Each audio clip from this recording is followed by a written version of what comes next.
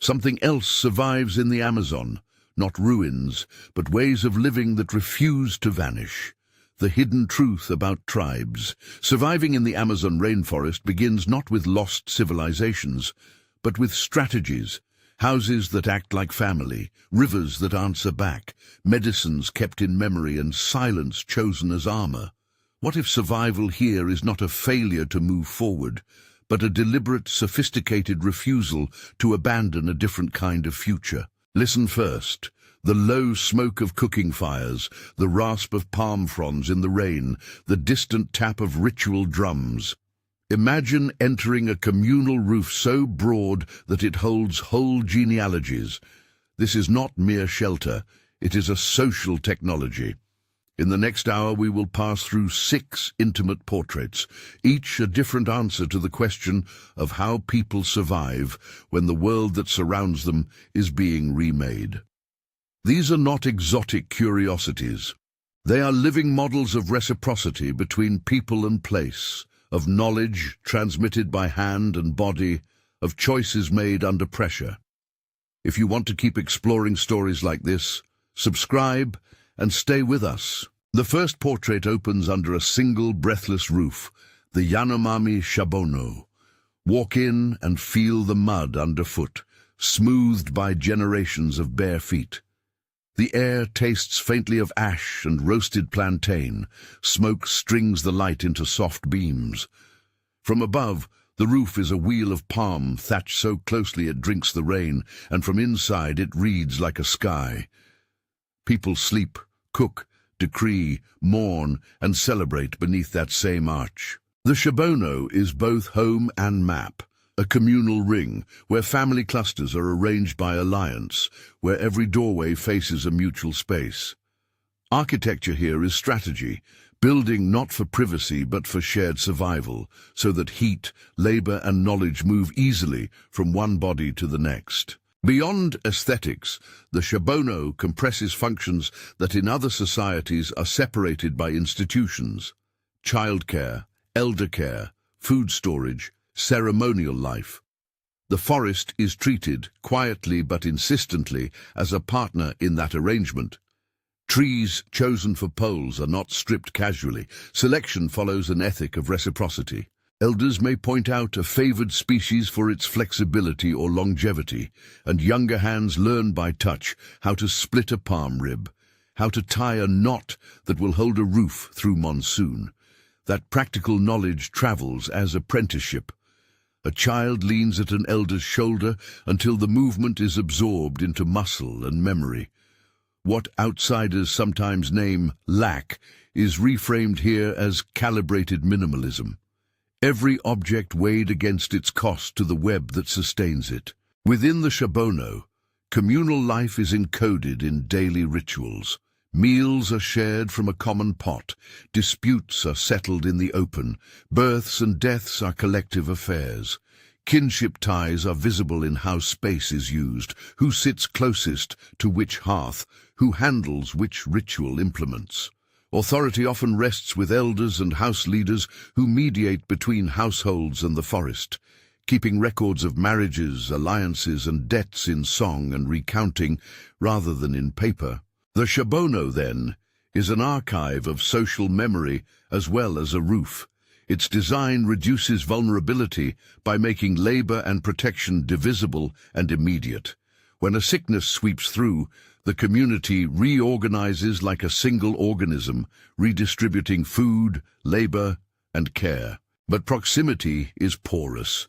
The Yanomami face threats that did not exist a generation ago. Miners pushing roads in, new diseases carried inadvertently by outsiders, and pressures that fragment territory. Contact has often meant that the consequences of modernity, pollution, legal disputes over land, biased public health responses, arrive faster than any training or compensation. Yet even under assault, the Shabono persists as a statement. Survival is not a private enterprise. It's a collective architecture. How does a people who build their lives under a single roof negotiate a world that prizes individual plot and private profit? From the Shabono's ring we move to the square, at the heart of another people's world, the Kayapo Plaza. Here, open space is not the absence of structure, but its most visible form. Step into the plaza, and your hearing is claimed by drums and the slap of sandals on packed earth, by the dry scrape of feathered headdresses being adjusted. Color is a language. Powdery red clay, black anato stripes, feathered crowns that shift the profile of a person into a social statement. Body painting, featherwork, and ornamentation do more than decorate. They map clans, histories, and obligations. The body is a living text that tells others who you are, where you belong, and what you owe. The Kayapo placemaking extends beyond symbolism into ecological design. Communal spaces organize labor and alliance in ways that are legible at a glance. Who stands where at a council? Who is responsible for collective hunting? Who tends the ritual gardens? The plaza is the social infrastructure that holds a dispersed landscape together. Controlled burns, garden swales, and riverbank maintenance are managed through collective decisions that treat land use as shared stewardship. In conversation with the forest, Kayapo ritual and practice assert reciprocity. When a tree is felled for a ceremonial post, a rite of thanks is performed, and specific rules govern regeneration. This is not simple tradition. It's a set of practices that maintain biodiversity and food security across seasons. Among Kayapo communities, the body itself is a repository of identity and strategy. A young person's paint and feathers signal their role in alliances that stretch beyond the visible village, sometimes forming political blocs that defend territory. In recent decades, that visible identity has been put to new use. Kayapo leaders have walked into national capitals wearing ceremonial regalia, converting cultural performance into political leverage. At the same time, radios and schools introduced new languages and tools that reshape daily life. The presence of outsiders, conservationists, loggers, journalists, challenges how the plaza functions. When a new road arrives nearby, the plaza changes its choreography. More meetings about land rights, new rules to manage criminals drawn by profit, and sometimes a public decision to avoid certain areas altogether. The Kayapo model demonstrates that prosperity here is not counted in currency alone, but in alliances, shared rituals, and the ability to mobilize identity as protection. If a home can be a strategy, what does a public square become when the forest itself is part of the conversation? Further into the wetlands, where the earth is softer and the air hangs heavy with humidity, we meet the Matsei, often called men of the jaguar, by neighboring groups. Here the stealth of the hunter and the patience of the healer coexist in a body trained to listen. The soundscape is precise, the whisper of reeds, the drawn breath of a blowpipe, the faint ring of a poisoned dart striking leaf. Matsei's knowledge is embodied, techniques for tracking, methods for preparing poisons, and catalogues of plant uses that are memorized and rehearsed like song. Their pharmacopoeia is not an abstract inventory. It is an everyday language that links wound to remedy, fever to bark, grief to ritual. The knowledge is practiced in the field where the plant grows, identification by scent, by leaf texture, by the way the stem bends, and transmitted orally, with apprentices learning by accompanying healers into the forest. The hunting technology is sometimes misunderstood when removed from context. The zarabatana, the blowpipe, appears simple, but its use rests on intimate knowledge of toxicology and ecology. Darts are tipped with plant curare prepared through long processes that neutralize some dangers while preserving potency against prey. This technique is woven into myths, taboos, and ceremonial rules that control who may hunt what, when, and how. Practiced responsibly, these methods exert selective pressure that supports species resilience rather than removing it indiscriminately. The Matse's approach illustrates a principle repeated across the region. Extraction is measured, embedded in ritual, and constrained by social rules. The Matse's also maintain an extensive body of medicinal knowledge about plant remedies, a living compendium passed between elders and apprentices. Some outsiders describe it as one of the more detailed ethnobotanical traditions recorded in the region. Such superlatives should be treated carefully. Claim, verify. What is undeniable is that these practices are threatened when forests are fragmented by logging, when oil projects introduce pollutants, and when younger generations are drawn to cities where the practical need for certain knowledge diminishes. As access to land is disrupted, so too is the daily contact that keeps memory alive. If the Kayapo paint the body to make belonging visible, the Matse's sharpen breath and touch to keep knowledge alive inside the body. When the land changes, where does that knowledge live? 100 river bends away, houses rise on stilts like a constellation of stilled boats, the Ashaninka. The smell here is water and earth, mingled with the tang of fish smoke. Stilt houses respond to a world defined by flood and flow. Elevated floors make daily life possible through seasonal cycles. Stairways become thresholds against high water and the unseen life it carries. The river is a teacher and a neighbor. Its moods are watched carefully, the color of the water after a storm, the route of migrating fish, the sound of a submerged log shifting under current. Ashaninka practice reflects a negotiation of mobility and place. Gardens are placed where soils regenerate predictably. Canoe routes become the arteries of trade and family. Offerings are left along banks in acknowledgement of the river's personhood. Plant medicine among the Ashaninka is both ritual and pharmacy. Some ceremonies involve complex preparations in which plants are administered with instruction and care, framed by ritual that gives each remedy a context of meaning. These are not raw prescriptions for health, but embedded practices that connect healing to cosmology. Illness may be treated through herbs, but is also understood in relation to social balance, transgressions, or failed reciprocity with spirits of the land. The Ashaninka's role as river guardians is visible in community decisions about who may fish where, how to manage riverbanks, and which areas to avoid during spawning seasons. Schools and radio programs bring new ideas into villages, and many communities negotiate scholarships, bilingual education, and health campaigns without surrendering their own frameworks for care. Yet threats are real and diffuse.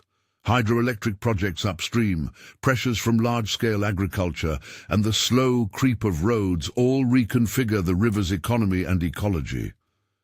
When the river changes course or becomes polluted, the interlocked systems of planting, fish behavior, and ritual do not simply adapt overnight. At the same time, some Ashaninka youth return from cities with skills and technologies that can be applied strategically to organize land claims, to run community radios, to monitor water quality, showing how modern tools can be folded into ancestral frameworks. The river's voice becomes, in a new register, an argument in courtrooms and via satellite signals. If some communities choose stilted houses for flood resilience, others choose mobility or concealment for protection. Which choices preserve life and which open paths to loss? These first portraits begin to suggest the hidden truth that binds them. Survival in the Amazon is rarely an individual endeavor. It is the product of architectures, rites, and knowledges that align human action with environmental rhythms. The forest does not simply supply resources. It is an interlocutor, a moral presence that demands reciprocity. Yet each community negotiates that relationship differently, choosing openness or seclusion, public performance or quiet kinship, depending on history and threat. Even as these traditions persist, the pressure of contact, whether through disease, resource extraction, or the pull of cities, presses at their edges. New languages enter the homes, new illnesses require new medical responses, and the road can carry both schooling and miners. These intrusions rarely distribute benefits evenly. Often the same infrastructures that promise development also bring displacement and cultural erosion. The question then becomes personal. What are we willing to lose in the name of progress? And who decides which losses are acceptable? As the light changes and the camera tracks from the smoke-darkened rafters of a Shabono to the painted faces in a Kayapo plaza, to the secret breath of a Matses hunter and the lapping of water under Ashaninka houses, a pattern emerges. Each community organizes survival around a central resource, a communal roof, a public plaza, an encyclopedic knowledge of plants, a river, and protects that resource through social practices, ritual, and law. They transform environmental constraints into social technologies. But the story is not complete. Threats multiply and intersect in different registers. Legal systems that fail to protect rights, markets that reward deforestation, diseases that move faster than prevention programs, and cultural pressures that reshape the incentives for knowledge transmission. The next portraits will take us deeper into myths and concealment, into a river myth that binds identity to an anaconda, and into the silent guard of nomadic people who choose invisibility as a political stance. How do myths become maps? And how can silence itself be a form of defense? We move now toward those questions, carrying with us an image that will return, the forest as interlocutor, refusing to be a mere backdrop. What we have seen so far asks us to reconsider the metrics of progress. Is economic growth the only valid measure of a society's health, or does a people's ability to preserve language, ritual, and reciprocal practice count as a different, perhaps more durable, kind of prosperity? The answers are not abstract. They show themselves in the placement of a roof beam, the pattern of paint on a cheek, the breath behind a blowpipe, the placement of a house above the floodline. They point to a deeper problem. Modernity often values speed and extraction. These communities prioritize relations and renewal. As dusk falls and the sounds of frogs and distant drums fill the canopy, it becomes harder to separate the ethical question from the practical. If survival in the Amazon is a negotiated process between humans and more than human beings, then altering that balance for short-term gain can sever the very threads that sustain life. Yet contact is not always destruction. It can also be a source of new protection when communities gain legal recognition, access to healthcare, or platforms to defend their territories. The difference lies in who defines the terms of that contact and whether reciprocity remains central. Ahead of us lie the stories of ritual, of concealment, and of resistance shaped by trauma. We will meet people whose myths anchor them to rivers and others who choose mobility and invisibility as a response to violence. The climax of this sequence will turn on a realization that may already be forming in your mind. Isolation, in some contexts, is not an absence, but a deliberate strategy born from hard history. Before we reach that point, consider this. What would it mean to measure the health of a nation by the resilience of its smallest, most vulnerable communities? If modernity can equal disconnection, what is the cost of choosing only one model of progress? The camera follows a braided river as it widens and slows, the water reflecting a sky that seems to lean close like a listening ear. Here the world rearranges itself around currents and eddies. Here story and water converge. On the banks, nets are braided and voices rise, not to shout, but to place a name into the current. Among the Tikuna, this is how a people remind the river who they are. Smell the wet clay, the oil from woven baskets, the cool river breeze that carries the scent of fish smoke and crushed leaves. Children run barefoot between houses whose walls are patched with trade cloth and woven fiber. Older men mend canoes with slow, confident hands. At dusk, when the air tightens with mosquitoes and the river's surface darkens into metal, a drumbeat gathers the village. The Tikuna world is a river world. roots, rhythms, and identities keyed to water. Their myths trace the landscape like a map. One of the most important is the Anaconda story, an origin tale that names people in relation to a vast, coiling shape beneath the water. It is not a fable to be dismissed. It is a cosmology that orders behavior and anchors claims to place. The river orders social life as decisively as any law. Fishing is rarely a solitary act.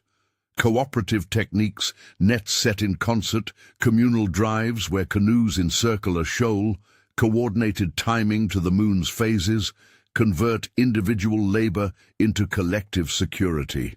The architecture of villages reflects this. Houses face the water, steps reach toward it, and plazas become stages for ceremonies that reassert communal bonds after seasons of scarcity.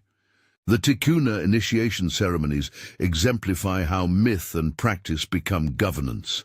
Young people pass through rites of passage where storytelling, song, and ritual tasks encode responsibilities, obligations to kin, rules about resource use, and the moral grammar that regulates conflict. These ceremonies are not theatrical relics.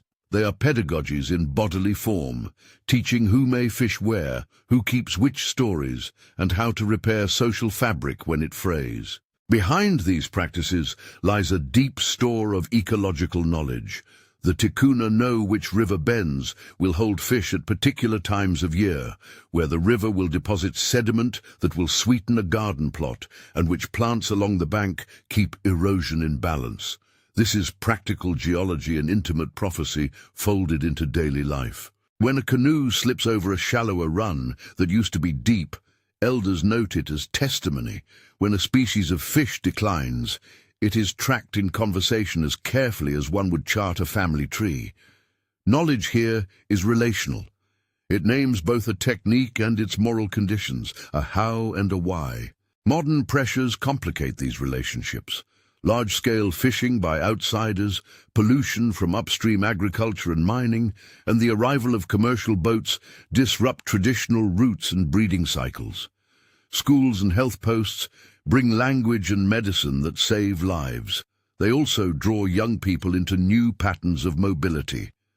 Radio waves and smartphones create new avenues for organizing and for commerce, but they also change the rhythm of gossip and memory. Legal recognition of territory has been a partial victory in some areas, offering a mechanism to contest incursions in courts. Yet laws are unevenly enforced, and when they fail, the river remembers the lack. How do communities whose maps are woven from myth and water translate those claims into state languages and legal forms that prize lines on a paper map? There are stories among the Ticuna that answer this question without words. In some villages, initiation songs have been adapted into testimonies for hearings in distant capitals. Elders sing the seasons of their river to judges who have never felt the mud under a canoe. The river, once interlocutor in ritual, becomes witness in court. Translating a myth into a legal claim demands alterations, and those alterations carry risk. Does a story retain its moral authority when it is read aloud in a chamber of bureaucracy? Which parts survive the translation and which dissolve into unfamiliar categories? The Ticuna demonstrate that survival often depends on this kind of bilingual fluency between ancestral cosmology and modern legal language. When they march, they may be carrying both a banner and a song. What does it mean to make a myth legible to a state that measures value by paper deeds and resource maps? From the braided river and its mythic coils, we shift into a quieter, denser part of the forest where silence operates as policy. Under a canopy so thick it consumes light, footfalls become signals. Here, in the interlaced valleys of the Javari Basin, movement is the measure of life. The Karubo move like a shadow of the forest itself. The first impression is not of spectacle, but of absence. Paths uncluttered by tractors, no visible gardens, no prolonged smoke from communal kitchens.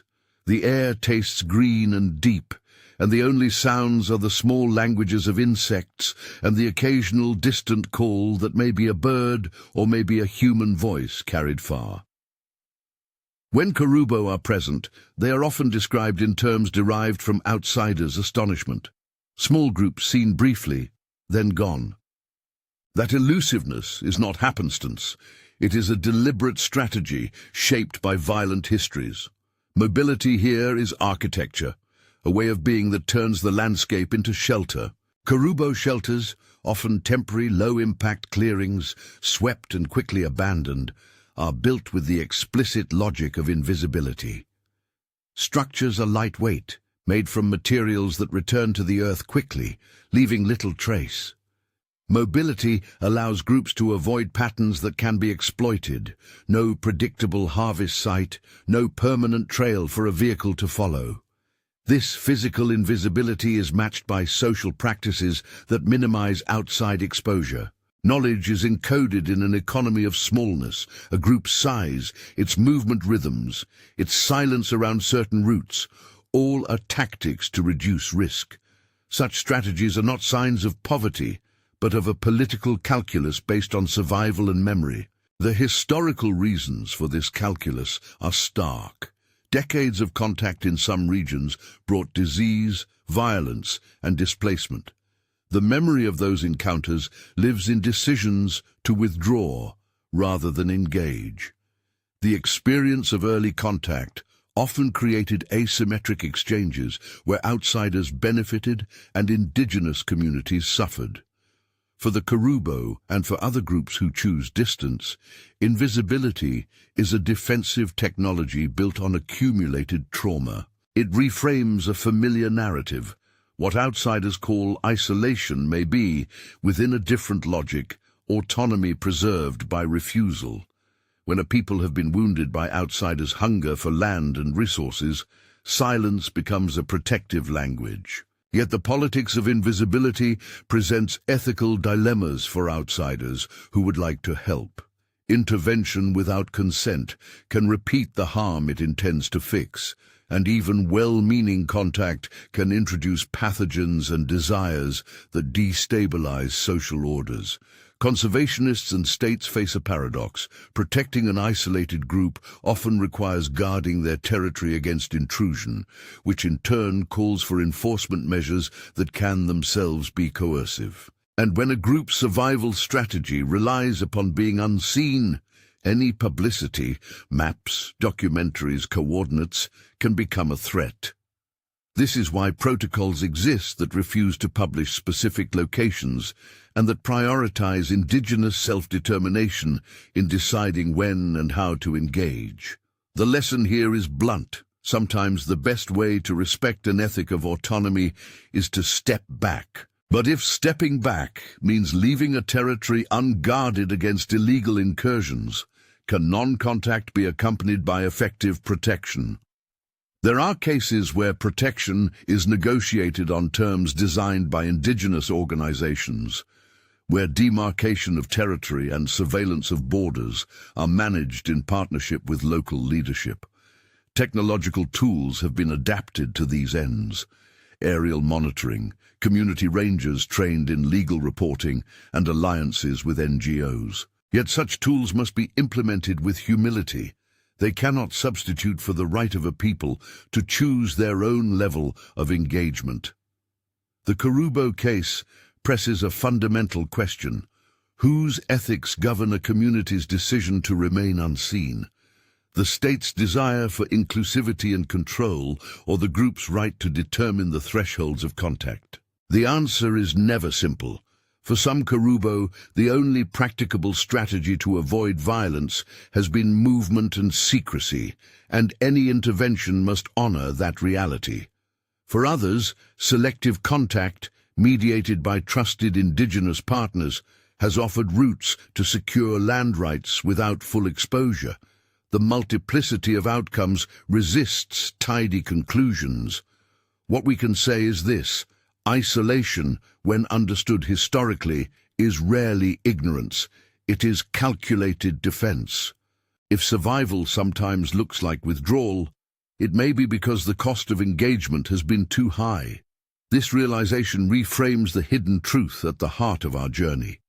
To survive in the Amazon is to negotiate a terrain of relations with rivers, with forests, with neighboring peoples, and with distant political and economic forces. The strategies we have seen, the communal roof of the Yanomami, the Kayapo Plaza, the Matse's living pharmacopoeia, the Ashaninka River guardianship, the Tikuna's myth-mapped claims, and the Karubo's deliberate invisibility, together argue a counterintuitive point. Survival here often depends on social configurations that prize shared obligation, ecological reciprocity, and the refusal to conform to a single metric of progress. Across all these communities, certain patterns recur. Knowledge is stored not in archives of paper, but in bodies and practices, in the touch of the elder's hand, the cadence of a song, the knot tied a certain way. Architecture is a social technology. Roofs and plazas are designed to make cooperation easier, not to enlarge private hordes. Ritual is a governance mechanism. Ceremonies allocate rights and responsibilities in ways that modern contract law often ignores. Reciprocity with the environment, leaving offerings, rotating gardens, selective hunting, prevents the kind of extraction that collapses life support systems, and strategies of openness or secrecy are choices informed by memory, power relations, and the practical realities of defending a people. These lessons carry urgent implications. When policymakers assume that progress equals assimilation, that integrating communities into markets and cash economies is inevitably beneficial, they risk erasing the very capacities that sustain long-term survival. Conversely, when conservation efforts treat forests as pristine reserves devoid of human life, they often ignore the indigenous practices that have maintained biodiversity for centuries. The hidden truth is therefore political. Models of development that ignore communal governance and ecological reciprocity are incomplete at best and destructive at worst. Indigenous survival strategies are not quaint alternatives. They are evidence of sophisticated long-term thinking about resilience. At the same time, the path forward is not to romanticize or to fossilize these cultures. Many community members want access to education, healthcare, and legal protections on terms they set. Young people who return from cities bring languages and tools that can be repurposed to defend territory, to organize health campaigns, and to broadcast claims of rights. Modernity's instruments can be folded into traditional frameworks when the agreements are negotiated by indigenous leaders and when reciprocity between state and citizens, between NGOs and communities, is central. The future for these peoples is neither a frozen past nor a wholesale adoption of outside models. It is a negotiation in which autonomy, knowledge transmission, and ecological stewardship are respected as priorities. What does this mean for those of us who watch from a screen? First, it means listening to the ways these communities describe their own needs and priorities, and to the protocols they establish for engagement. Second, it means recognizing how our own measures of well-being, GDP, property lines, individual accumulation, shape policies that reach into these territories. Third, it means supporting approaches that protect both land and cultural continuity, whether through legal recognition, respectful partnerships, or efforts that center indigenous leadership in conservation. None of these is a magic bullet. Each requires accountability and long-term commitment. There are practical, modest steps that align with these principles. Learn from organizations that work in partnership with indigenous federations and that prioritize territorial defense as a human rights issue rather than a box to be ticked. Read materials produced by indigenous groups themselves. Their reports and testimonies often reveal priorities that outsiders miss. Support journalism and documentary work that resists sensationalism and that respects protocols around sensitive information. And if you choose to donate or participate, prefer groups with transparent governance and co-designed programs with indigenous leadership. But perhaps the most profound action is internal, to reassess assumptions about what counts as progress. The communities we have met teach that prosperity can be measured in social cohesion, in the ability to transmit knowledge to the next generation, in the health of rivers and forests, and in the dignity of choosing one's own terms for engagement. Those are hard metrics to commodify, but they are no less real. As the film returns to the image with which it began, a communal roof held in shadow by the rainforest, the slow swell of a river, the hush of a path left untraveled, the question remains for each viewer: what would a world look like that valued these capacities as much as it values instantaneous growth? If survival in the Amazon asks for reciprocity, what do our societies ask of their landscapes and of each other? Tell us which portrait surprised you most. Did the Shabono's communal logic change how you think about home? Did the Kayapo Plaza make you reconsider public space? Were you struck by the Matse's embodied pharmacopoeia, the Ashaninka's river wisdom, the Ticuna's mythic maps, or the Karubo's choice of invisibility as defense? Share your reflection in the comments below. If you want to learn more, check the links in the description for readings, indigenous-led resources, and organizations that support legal recognition and territorial protection. And remember to favor groups that work with indigenous leadership. Share this film with someone who still believes that progress must follow a single path. The hidden truth is not simply that these tribes survive against odds. It is that they survive by offering different answers to the same question: how to live well on Earth. To watch them is to confront a choice: to continue valuing speed and extraction, or to expand our measure of prosperity to include reciprocity, memory, and the endurance of social forms that keep people and land alive together.